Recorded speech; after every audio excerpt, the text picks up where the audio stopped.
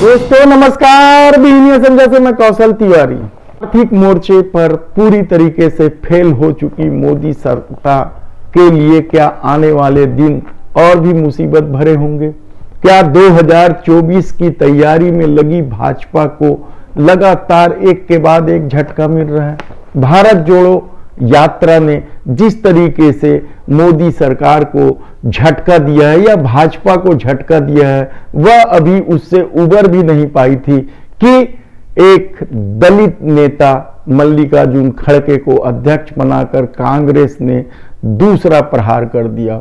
और इससे कांग्रेस खेमे में जबरदस्त खुशी है, क्योंकि दक्षिण में राज करने का जो मंसूबा भाजपा कर्नाटक से आगे लेकर पालने वाली थी, उस पर क्या विराम लग जाएगा? सवाल बहुत से हैं, क्योंकि सबसे बड़ा सवाल तो महंगाई और बेरोजगारी का है, जिसे लेकर केंद्र सरकार की रीति नीति किसी को समझ में नहीं आ रही है और महंगाई लगातार बढ़ रही है।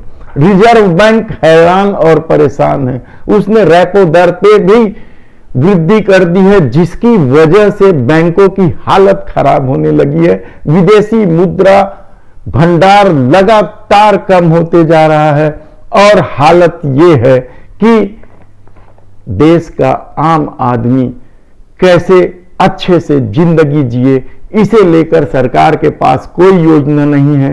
और जिस रेवड़ी को लेकर वह परेशान थी, उसे आखिरकार फिर 3 महीने के लिए आगे बढ़ाना पड़ा, जिससे खाद्यान्न के भंडार पर भी असर पड़ने वाला है। ऐसे में जब 2024 के चुनाव जीत लेने के लिए पूरी तरीके से तैयार भाजपा के सामने अब नई मुसीबत आ रही है, कहा जाए तो गलत नहीं होगा। वह मुसीबत है अंबेडकर वादियों का। अंबेडकर वादी 15 अक्टूबर को बहुत बड़ी बैठक लेने वाली है। राष्ट्रीय कार्य समिति की उनकी बैठक होगी, डॉक्टर अंबेडकर परिनिर्वाण भूमि सम्मान समिति। यह एक ऐसी समिति है जिसने मनमोहन सरकार को भी हिला दी थी और मनमोहन सरकार को मजबूर होकर अलीपुर रोड 26 को महापरिनिर्वाण भूमि न केवल घोषित किया गया, बल्कि उस पर 130 करोड़ की लागत से शानदार भव्य सुंदर स्मारक भी बनाना पड़ा था। उस दौरान जो आंदोलन हुए थे वह आपको पता नहीं याद है कि नहीं, लेकिन तब रेल रोको आंदोलन में चूल्हे हिला दी थी मनमोहन सरकार की। और वही अंबेडकर परिनिर्वाण भूमि सम्मान समिति एक बार फिर सक्रिय हो गई है और छत्तीसगढ़ में भी उसने अपनी कार्यकारिणी का पुनर्गठन किया है और अनिल खोबरा गड़े को प्रदेश अध्यक्ष बनाया है। प्रदेश संयोजक भोजराज गौर खड़े हैं। प्रदेश उपाध्यक्ष अशोक डोंगरे सहित 10 लोगों के नाम हैं। प्रदेश महासचिव राजेश होमने सहित 8 लोगों के नाम हैं। प्रदेश सचिव में भी बड़े बड़े नाम हैं। प्रदेश संगठन सचिव, प्रदेश कोषाध्यक्ष वीरेंद्र बोरकर को बनाया गया है। कल पत्रकार वार्ता में उन्होंने घोषणा की कि अब 15 अक्टूबर को जो राष्ट्रीय कार्यकारिणी की बैठक होगी, उसमें बड़े आंदोलन की रूपरेखा तैयार की जाएगी, क्योंकि प्रधानमंत्री नरेंद्र मोदी को वे कई बार पत्र लिख चुके हैं। कितने ही ज्ञापन सौंप जाने के बाद भी उनकी 3 मांगे पूरी नहीं की गई है। डॉक्टर अंबेडकर परिनिर्वाण भूमि सम्मान समिति पूरे देश में विगत 20-22 वर्षों से कार्य कर रही है। डॉक्टर बाबा साहेब आम्बेडकर, जिसे हम सभी संविधान पिता के रूप में भी जानते हैं, उनका जो निधन हुआ था, उसे इस देश का दलित समाज और भारत के लोग निर्वाण भूमि के रूप में जानते हैं, जो 26 अलीपुर रोड दिल्ली में स्थित है, जहां पर उन्होंने इस देश का संविधान लिखा और बौद्धों के पवित्र ग्रंथ बुद्धा एंड हिज धम्मा का जो लेखन किया, उन्होंने उस 26 अलीपुर रोड में ही किया था। हमारी 20 वर्षों से मांग चली आ रही थी कि उस स्थान को भव्य स्वरूप दिया जाए और भारत रत्न डॉक्टर भीमराव अंबेडकर जी के व्यक्तित्व के रूप में और उनका इस देश पे जो प्रभाव है उसको ध्यान में रखते हुए एक भव्य स्मारक बनाया जाए। वो भव्य स्मारक वहाँ पर बन गया है। समिति की 3 और मांगे हैं। पहली मांग ये है कि वहाँ पर जो आसपास के जो बंगले हैं, शासकीय बंगले हैं, उसका अधिग्रहण किया जाए और बड़ा भूमि परिसर वहाँ पर उपलब्ध कराया जाए।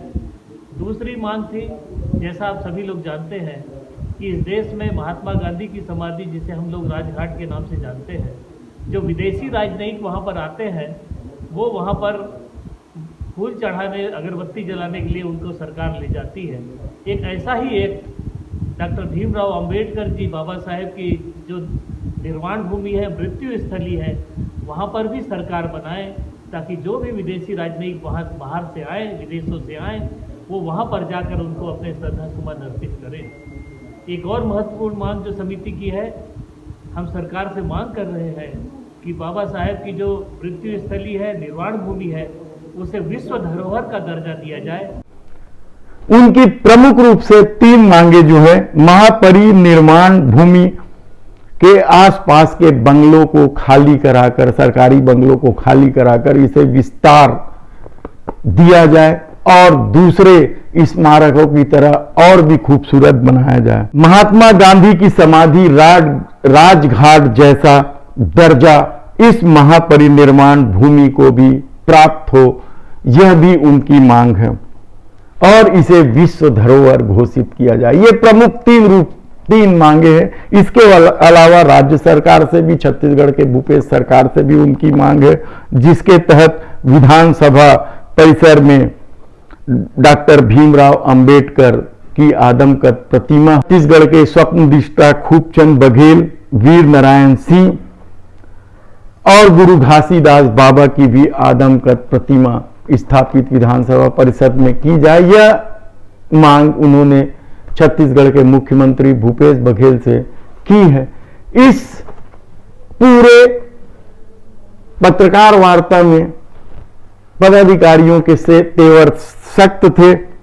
सुनील राम टेके राष्ट्रीय महासचिव भी पत्रकार वार्ता में उपस्थित थे। राष्ट्रीय सचिव सारंग राव हुमने और प्रदेश संयोजक भोजराज गौरखेड़े भी पत्रकार वार्ता में उपस्थित थी। इसके अलावा महिला प्रतिनिधि के रूप में प्रतिमा वासनिक राजनांदगांव से आई थी, वे प्रदेश उपाध्यक्ष हैं। समिति ने साफ तौर पर कहा कि अब यह लड़ाई आर पार की लड़ाई होगी और इस मामले को लेकर वे बड़े आंदोलन की तैयारी कर रहे हैं। वह आंदोलन क्या होगा? क्या पिछले बार की तरह रेल रोको आंदोलन होगा या दिल्ली में बड़ा धरना प्रदर्शन किया जाएगा?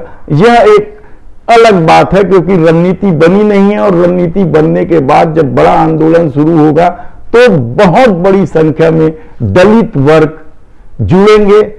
अंबेडकरवादी किस तरह से आंदोलन करते हैं या किसी से छिपा नहीं है। ऐसी स्थिति में क्या भाजपा के लिए आने वाले दिनों में दलित वोट को साधना मुश्किल होगा? यह सबसे बड़ा सवाल है। या उनकी मांगे मान ली जाएगी? यह बहुत कठिन बात है सत्ता के लिए, मोदी सरकार के लिए, क्योंकि जो मांगे हैं वे अंबेडकरवादियों के लिए तो महत्वपूर्ण है, लेकिन सरकार क्या इस दिशा में काम करेगी? क्या राजघाट जैसा दर्जा दे पाएगी? बंगलों का विस्तार किया जाएगा? क्योंकि इस मामले में आम आदमी पार्टी के मुख्यमंत्री, दिल्ली के जो मुख्यमंत्री है अरविंद केजरीवाल ने उनके कार्यक्रम में जाकर कह दिया है कि वे अपने बंगले को छोड़ने को तैयार है। यानी दिल्ली के मुख्यमंत्री का जो निवास है वह इस 26 अलीपुर के ठीक पीछे है और विस्तार में वह बंगला भी समाहित होगा। अरविंद केजरीवाल उनके कार्यक्रम में जाकर कह दिए हैं कि वे तैयार हैं, सरकार निर्णय ले ले। यानी आने वाले दिन क्या भाजपा के लिए और भी मुसीबत होंगी, क्योंकि महंगाई पर तो उनका कंट्रोल नहीं है, बेरोजगारी वे दूर नहीं कर पा रहे हैं। ऐसी स्थिति में भारत जोड़ो यात्रा को लेकर कांग्रेस को जो प्रतिसाद मिल रहा है वह कर्नाटक में भी देखने को मिल रहा है। बड़ी संख्या में लोग जुड़ते चले जा रहे हैं और कहा जा रहा है कि राहुल गांधी की लोकप्रियता लगातार बढ़ते जा रही है। केरल और तमिलनाडु के बारे में तो कहा जा रहा था कि ये उनकी प्राइम स्टेट है, ये उनके समर्थक वाले स्टेट है, इसलिए वहां भीड़ थी। लेकिन जब भाजपा की सत्ता कर्नाटक में है और कर्नाटक में यात्रा पहुंचने के बाद भी बहुत ज्यादा लोग जुड़ते चले जा रहे हैं, तो क्या भाजपा बौखला गई है? हाँ, निश्चित रूप से, क्योंकि वहां राहुल गांधी की पद यात्रा के जो पोस्टर लगे थे, 40-50 पोस्टर फाड़े जाने की शिकायत की गई है। यह पोस्टर भाजपा के नेताओं ने या भाजपा के कार्यकर्ताओं ने फाड़ा है, यह आरोप भी है। तो इस तरह से आप पूरे घटनाक्रम को देखें तो भारत जोड़ो यात्रा, मल्लिकार्जुन खड़गे का अध्यक्ष बनना और अब अम्बेडकर वादियों की जो 3 मांगे हैं, उसे लेकर क्या आने वाले दिनों में भाजपा की मुसीबत बढ़ेगी, आरएसएस इसे कैसे हैंडल करेगा, यह सब देखना होगा। धन्यवाद।